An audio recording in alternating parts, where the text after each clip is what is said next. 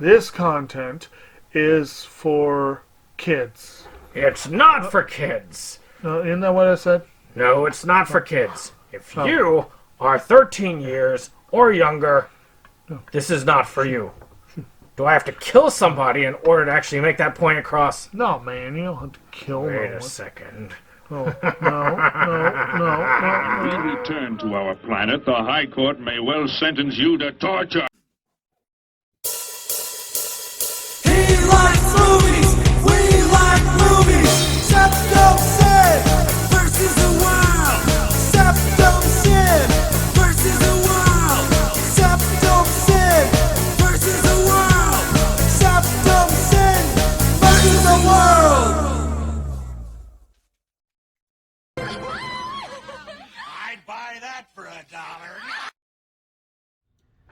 Greetings! You're watching SeptumSin versus the world. I am SeptumSin. Today, well, we're going back for another psychoanalysis. The theater. What's happened to the theater? 2020 was quite the year. I have the advantage of being a small creator, so until I actually get some numbers, I can actually say coronavirus. Inconceivable! And why? Because, again, who's going to see this? Hopefully lots of people, but at least for the time being, I'm just a small creator. But this has left a lot of filmmakers in jeopardy. Big studios, even as much money and resources as they had, it really did cause strain. So for smaller indie film creators, it was even worse. Because they don't have the infinite resources to get away with what the big studios could. Enter Joel Wynkoop with the Craiglon Incident, Part 1. This is a 3-part series. The first 2 parts are already out, and the third is going to be due out soon. So, in this, as you can see, we have our little insert, which is kind of cool. We've got a poster, which I'm going to... The poster is essentially a bigger version of this. There are no special features, so you put this in, it's just going to play the movie. Sir? Huh? We're in a terrible rush. Now where you can get it, I know that Grindhouse Video has it, so you can check with them.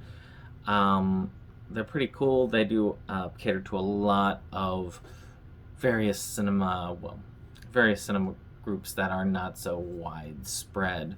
So that's kind of cool. You can try and get it from the man himself. You can check him out on Facebook. A lot of good films. I hate to see those films go awry. So the Craiglon Incident is about this group of kind of unlikely heroes as they have to thwart an alien invasion. The plot line of this is pretty decent. It works. It's simple enough, and the way that they've structured it, it works very well with having people not in the same place. Because, of course, as we know, during this particular nastiness, being in the same place was considered a big bad thing. Is it safe? Yes, it's safe. It's very safe. Is it safe? So, to me, I feel though a lot of the parts of this film were improvised, especially the end. Oh my gosh. I can't think that was scripted. But still it works for what it was. The special effects were fair. I actually liked the cheesy visuals with the CGI spaceship and that guy kind of like falling to Earth, or the alien costume. Something about that sort of thing was well worth it. The music was also fairly enjoyable. It hit the right places when it was used. And the songs by Pandemonium Bureau were downright awesome. I have to look this up and see if this is just a part of the regular album or whether this was filmed directly for this, because we might actually have a Best Original Song contender for the Versus Awards. Now, there are a lot of good things about this film, but there's some major drawbacks. And one is just the quality of the film is all over the place. This is one of the biggest issues when it comes to this type of cinema, especially when you're trying to film from many different sources. Just some of the sound was so bad. I really wish that there were subtitles in this. Here's a good example.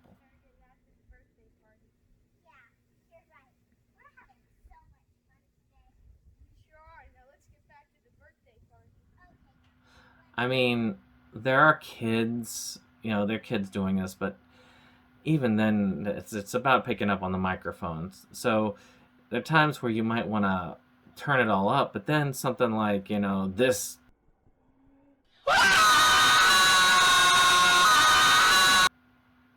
And that happens, and boom, you're sitting there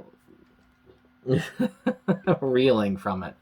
So that's there. And then there's a little bit of the visual itself, like the ability of the camera work, that also suffers for that, but not nearly as noticeably as the sound. And as somebody who is kind of harder of hearing, that is something that I definitely wish that there was some sort of subtitles. So the final thing we talk about is the editing. This is a 2-hour feature, and really it could have been done as a 90-minute feature. But, I mean, it's alright being 2 hours, but there were some scenes that just went on way too long. A good example is the meeting that they had with all the different world leaders and stuff like that. It just went on forever. I feel like you could have cut just a good amount of time from this, and it would have been a much tighter film. It would have been a much better film. In summary, though, this was a labor of love. Just in filmmaking in general, it was about getting something out when a lot of these types of studios were just kind of defunct during the initial part of the pandemic. So it was fun, and I do look forward to checking out some of the other things. Some of the jokes did land, and I've heard it only gets better as we go. And if this was how things were with next to no budget, next to no ability to do anything consistent, I'm curious how it would work once you've got things together to where we can be. And I think it will turn out to be something much better. So, this is part 1. As we do in Psychoanalysis, we do our initial review of the movie. And of course, would I get this? I think I'd still get this. Again, there's some parts of it that has a lot of potential as far as having the part 2 and part 3. Once I see those, I'll probably be able to say roughly, yes, the trilogy is worth it. So I'm going to be doing continued psychoanalysis on this series until we reach the dead end. Then we've got something else that's going to be very amusing after that. This is the part where we're going to take a little break. And for those of you who are just here for a no spoiler review of the film, this is where it ends for you. Now, for the rest of you, we have our actual analysis of the film, where we break the film down piece by piece and talk about how things worked or didn't work. Now, there's a lot of spoilers during this, so I would encourage you to check out the film, and then if you like the film or if you wanted more information, you can come back to this. Or if you don't care about spoilers, I mean, like Jake, he doesn't care about spoilers, you could watch this and then you'd have a pretty good grip over what you want. So, I'm going to take a break, you take a break, and we'll see you in the analysis.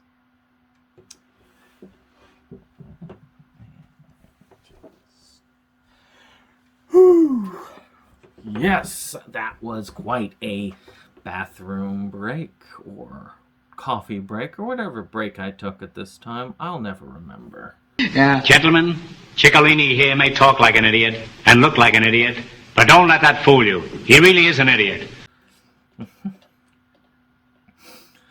So let the analysis begin. So this was kind of an interesting start to the whole many different parts of alien invasion. This was very interesting look at the ship. In the beginning, I'd say the CG effects were passable. I did feel it was an odd choice to repeat the same scene over and over and over again where he's hit. Maybe slightly different ways, but just that same scene over and over again. And it was a lot of times. But, you know, I'm sure that it's to illustrate that the same thing is happening in different realities. The first time I watched this film, I didn't quite get that, but I really do feel like this is kind of saying, hey, the same thing is happening to the same guy in different Earth realities as he crashes.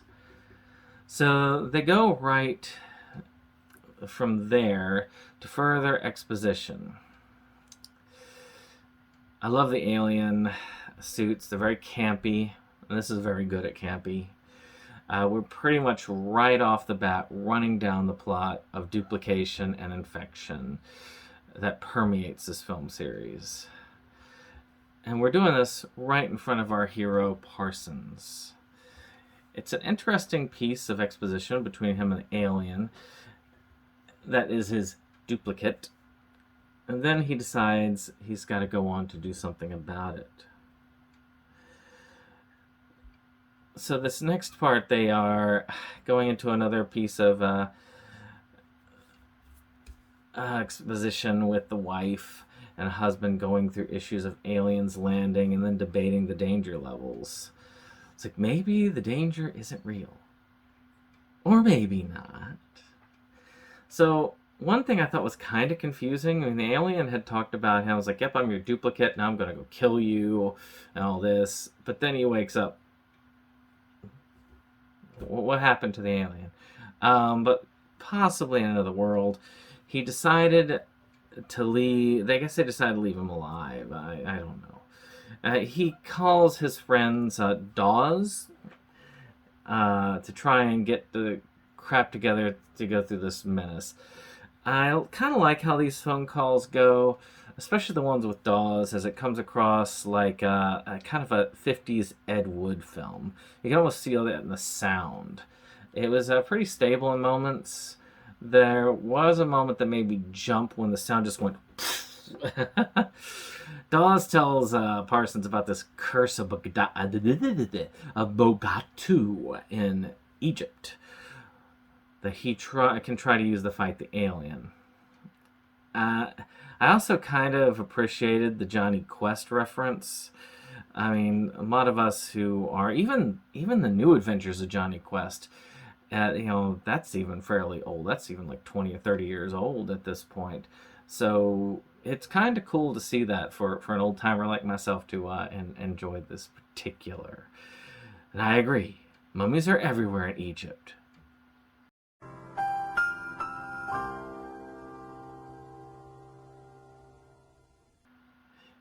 You just gotta sidestep them. I've been playing Elden Ring. I know how it works. You sidestep them and run past them. You can't take them all. So the aliens continue their reign of terror. I gotta say, these alien hit jobs are probably one of the most entertaining parts of this film. I think my guess is that a lot of these cases, it's just you approach people, say, hey, how would you like to be killed by aliens? And then they're like, yeah. So they film something, and then they film like the alien come up and shooting and then killing them. So we're introduced to his other friend, Emil, played by Cool Duder, or Sean C. Phillips, depending on how you know him. And they talk about the alien plan to take over the world. Different items are covered here, so there is, thankfully, a ton of repetition. Emil is an interesting character, though oddly focused on Judge Judy. and we are going to be heroes. But I have got to go. Judge Judy's on, okay? Gotta go. Man, that Judge Judy's great. I'm not quite sure whether that was a Cool Dude or improv, or whether it was written in. I was curious. I do like the 6 feet thing, and they show this with this kind of military vlogger, and because they get within 6 feet, they can infect you and then duplicate you and all that. I love how they've been incorporating a lot of these rules of social distancing and coronavirus into the film. I did think that was very interesting. I do feel like the alien invasion is an entertaining twist to that, and I wonder if people would be more resistant to the virus or more resistant to this if it was alien invasion. Who knows where thoughts come from? They just appear. I don't know. It'll be interesting. I mean, also hints at Dawes kind of pulling his leg about this whole curse thing. I've always felt Sean is an interesting actor. A lot of the stuff, prior to the weight loss, I felt like he came across as more laid back, though still kind of like more that funny guy in his cameos and appearances. But here, he kind of just like goes like almost a manic level of energy. I'm not sure what that change has been about, but it seems like everything I've watched him, and he's just really, really gung-ho on it. And I'm not saying it's bad, but it's just interesting. I'm not sure if he's written like that because people see him like that. I just don't know. This time, it pairs off well with the other two. I'm looking forward to seeing this whole thing in other movies. So, I do find it fun how they continue to have the aliens come back and keep killing people. I'm going to stop talking about these parts. They're kind of similar, but they are kind of legit the most fun scenes in the movie. In a way, I would have been fine if we had more of those and less of that weird exposition at the end. One of my favorites, though, is about the two retired superheroes that you see here, and they're talking about coming out of retirement to kick ass. It's just really funny. And I don't know if it's just YouTube advertising, but I keep hearing Raycon and Ray Blast. Get your Raycons. I don't know. Parsons arrives in Egypt searching for the cursed parts. Dawes warns him about the mummies again. I don't even know if Dawes thinks he's really going to Egypt. I agree, though. Those pesky little buggers do love trying to get in your business. They're tricky little suckers. Tricky. You can't trust them. They're everywhere in Egypt, remember? I find it funny that he's just going through different severed heads at this point. It can't just be any severed head. It's got to be the right severed head. So, I gotta say some of the best illustration of poor sound is this scene here. I talked about it earlier, and I even played it for you so that you could hear it out. But I had to turn things up extra loud to understand them. I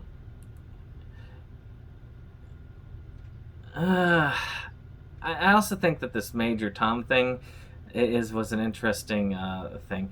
One of the things I thought might have been funnier is if we had taken, instead of his spaceship, you could have like a can of tuna or something that was with a jet engine strapped to the back of it. And then we could just really go on that whole, floating in his tin can thing. For those of you who know, you'll get it. Going away?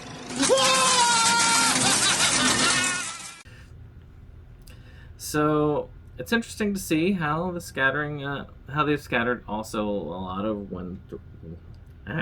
Wynkoop's films throughout this movie. I think it might be just because there were a lot of people that he approached, so a lot of them wanted to just mention, hey, I really like your work, here's this, here's that. It was kind of fun. I wish that I had known well, maybe to get in on this. This would have been fun to film a scene for it, where I'm going around and where we're talking on YouTube or something about one of his films. That would have been interesting. So one of the more interesting pieces of exposition is that throughout the news, we get this interview with these drunk people. I don't know why we keep approaching drunk people in this, but the news people are very obsessed with drunk people.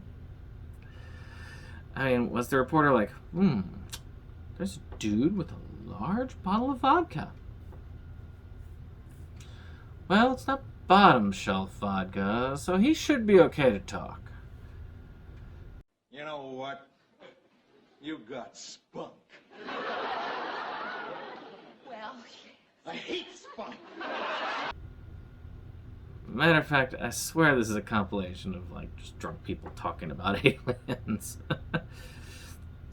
So now Parsons realizes he's like, he's been put on, and he had to go all the way to Egypt. He had to sell his comic book collection, which sucks on that end. But you know, if I had a cursed severed head, I'd probably put it in my room here. I mean, maybe it would go well here with my Bela Lugosi. What do you think? My Bela Lugosi with severed head over here, with where the toxic waste thing is. I think y'all would like that. I'd have to like dry it or something. Maybe like laminate it. A laminated severed head. I think that would work. And one thing that I find interesting is when he's talking to these aliens, because he's been kind of thrown out in this dream sequence where the alien tells him, hey, here's how you kill him, or give you these weapons, you and your friends are the only hope. And I do kind of like how they repeat the line of, you can make your own costume if you want. And this is first iterated by the aliens, like, well, but there's no time. But later on, it's just like, well, they did say you could make one if you want, but you have to be quick about it. So, and this all comes in this big brick room. He tells Emil and Dawes that he has the power that will destroy the evil aliens, save all the universe, yada yada yada. So we start with the Dawes conversation in this, and then in the middle of the Dawes and Emil conversations, both of them are basically saying that he's planning to take the aliens out and that he needs their help. In the middle, he goes and does a kind of plug for Grindhouse Video, the brick and mortar store, and I love having a brick and mortar movie place. We need more of those. We need to keep the film alive. So I'm really happy with this little area.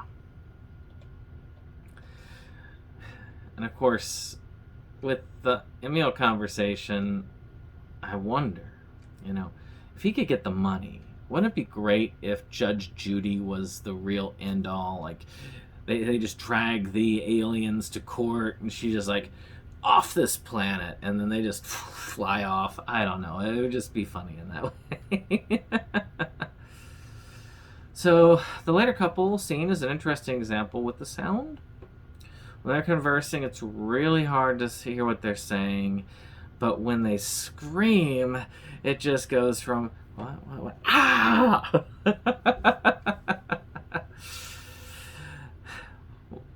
We are now on to the major world meeting. Oh my goodness. I have some commentary as we go, but this went on way too long. It starts with the two agents, and I love the background that the agents have. I think they did some good work into making it look pretty cool in the background. I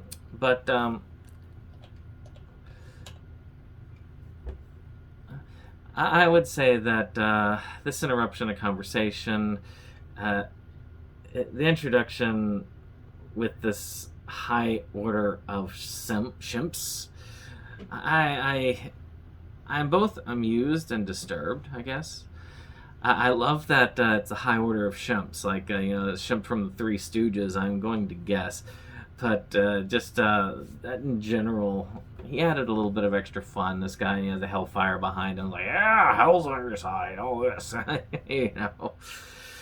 But they keep adding more and more people to this call.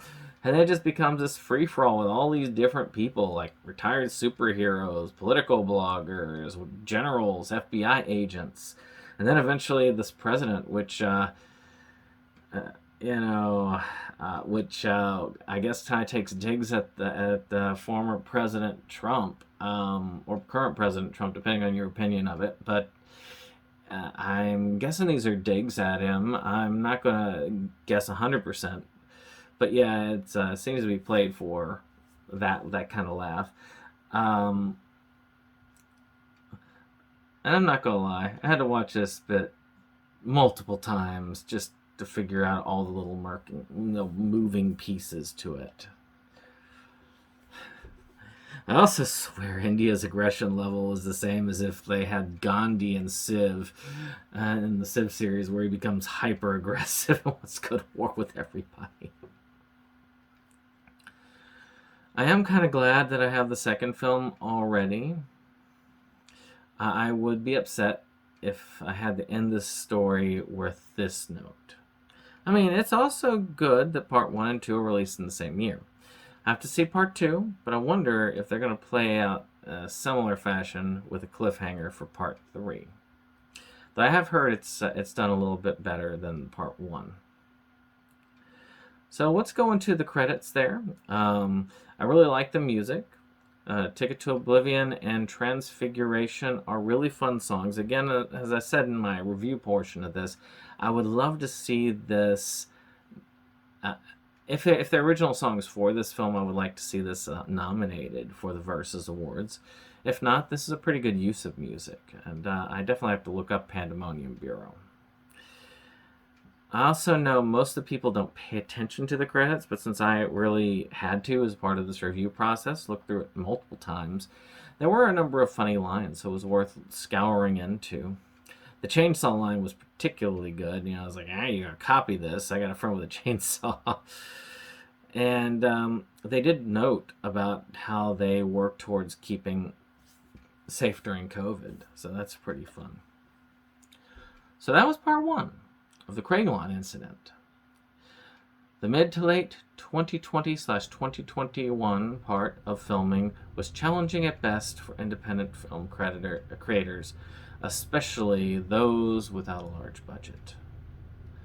Though there are definitely issues, I've got to say that this film is quite fun, and I eagerly look forward to watching my copy of part 2. This is SeptumSin. Like, comment, and subscribe. And of course, share this analysis with everyone. Or I'll get my chainsaw. Take care.